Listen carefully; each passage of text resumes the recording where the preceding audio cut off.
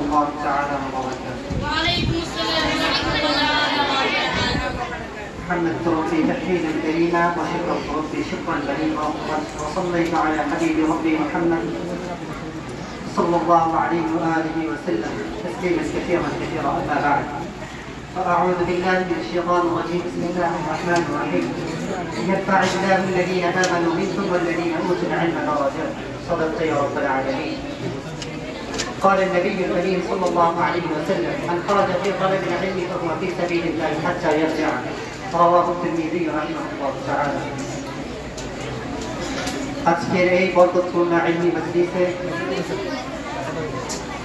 তালিবুল ইলম দ্বীনি ইলম অর্জন করার মতো কিছু আত্মত্যাগী মানুষের সাথে আল্লাহ তাআলা আমাকে এখানে উপস্থিত হওয়ার তৌফিক দান করেছেন। আমি আমার অন্তঃস্থল থেকে শুকরিয়া জ্ঞাপন করছি, আলহামদুলিল্লাহ।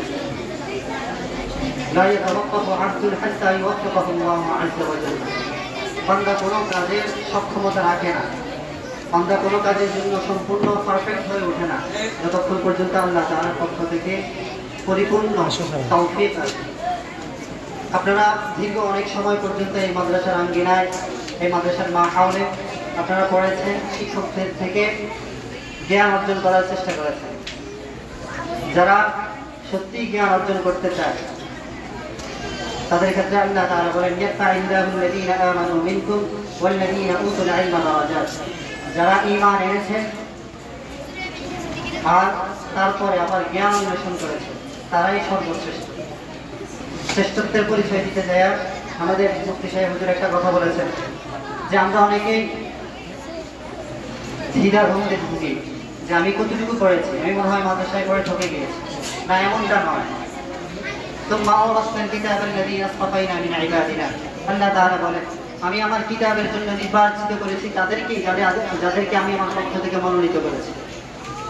অন্য মাদ্রাসায় স্কুল কলেজে যারা পড়ে তারা কিন্তু সত্যিকারে কোরআন কারীমের ধারক বাহক হতে পারে না। আপনারা যারা আছেন আপনারা কোরআন কারীমের সারিস ইবাদতটা তো করতে পারেন, শুদ্ধ রূপে তেলাওয়াতটা তো করতে পারেন। যারা শুদ্ধ রূপে তেলাওয়াত করতে পারে তাদের জন্য জান্নাত অপেক্ষায় থাকে। ইন্নাল জান্নাতা তাশতাকু লিখামসাতি নাফার।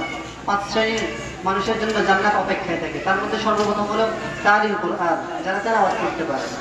তাহলে আমরা যে যেখানেই আছি, যতটুকু পড়েছি, আমরা যেন হীনমন্যতায় না ভুগি। সবসময় কবিয়্যুন নফস, আত্মমর্যাদা সবকিছু যেন আমাদের মধ্যে স্থির থাকে। আর বিদায় বিদায় এই শব্দটা তো বলতে নেই।